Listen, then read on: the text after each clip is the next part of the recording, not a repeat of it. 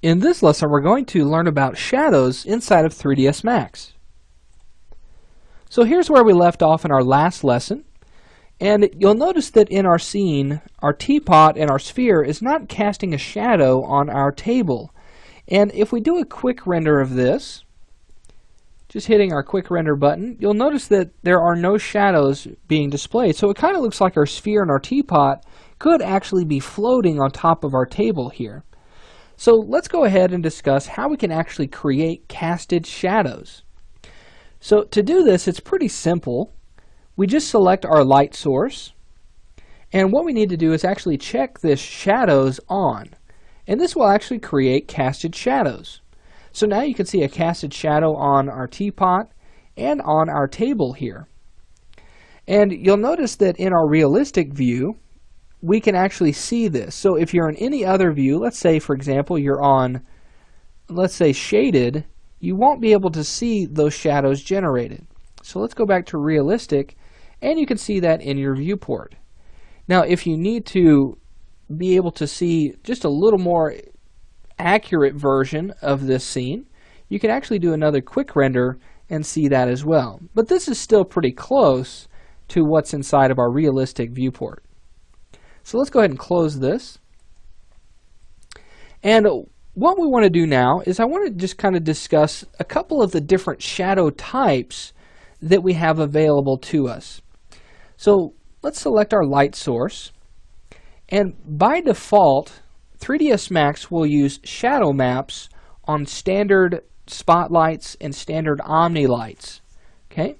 So it's going to use what's called shadow map. And a shadow map is essentially a bitmap that has been generated kind of like a texture on a piece of geometry. So like this table here. And you'll notice that these shadows are very soft on the edges. Okay? Now shadow map is really is less accurate than ray trace shadows, which we'll talk about in just a second. But shadow maps require less calculation during the rendering process, so that's how this could be helpful to you. Now, the other type of shadow that we talked about is ray trace shadows, and these are really the only two we're going to talk about for right now.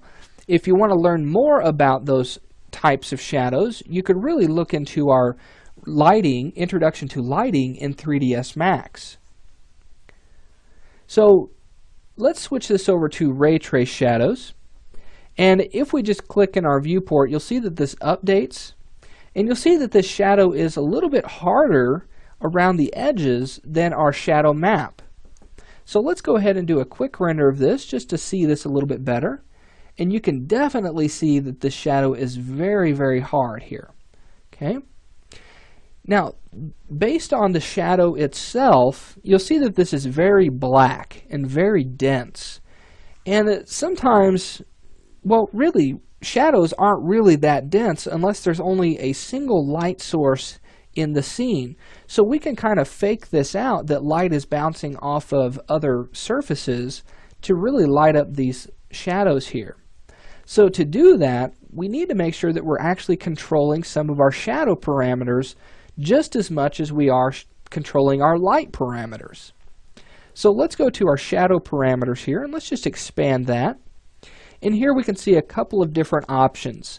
First, we can actually change the color of our casted shadows.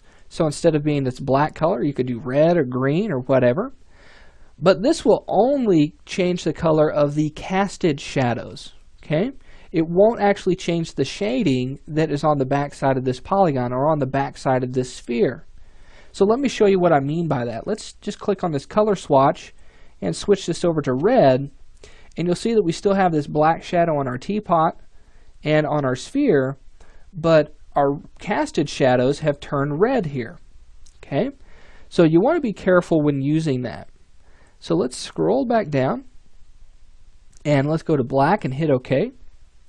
And we want to be able to change our density of our shadows sometimes. So let's say we don't want this to be quite that black. Let's say we want to simulate light bouncing off of other surfaces and lighting up these casted shadows a little bit. So let's take this down, and let's go down to like 0.5. And you'll see how this changes the density on your shadows. Now, you'll also notice some inconsistencies with the shading on your object and the casted shadows, so this is something that you want to watch out for. So to basically take care of this problem, what you would actually have to do is create another light source to light up this side of your teapot. So if you get some inconsistencies like this, you might want to go ahead and just add another light source. So what we can do, let's take our density back to 1. So let's just type that in. And let me just show you how we can bring in another light source and really help with our shading on our geometry. So I'm just going to switch to my top view, and let's go to our Create panel, and we're going to use an OmniLight. And remember, our OmniLight is a spherical type shape, so it's going to basically emit light in all directions. So let's click on this and create this OmniLight in here. And what we're going to do is go to our front view and just pull this OmniLight up. Now you'll see that this really washes out our scene here. It looks very, very bright. Let's go ahead and do a quick render on this. And let's actually click in our perspective view and then hit quick render. You'll see that this is very, very bright. It's almost as if maybe it's an alien abduction or something like that. So let's close this out. And let's adjust that multiplier on this light. So we'll go to our Modify panel, and we'll go to our Intensity, Color, and Attenuation, and let's just take this multiplier down. Now what we're doing here is we are actually using this OmniLight as a fill light. So we have our main light, which is our target light here, and then we're using our OmniLight as fill to kind of take all the tension out of this shading. Okay, to make this a little more realistic. Now, once we've done that, we've got a nice shading on this front side of our teapot here. Let's go ahead and go back to our target light. And now we can adjust that density to really match the rest of our shading on our geometry. So now let's hit Quick Render. And let's make sure that we're in our perspective view to do that. So we'll hit Quick Render one more time.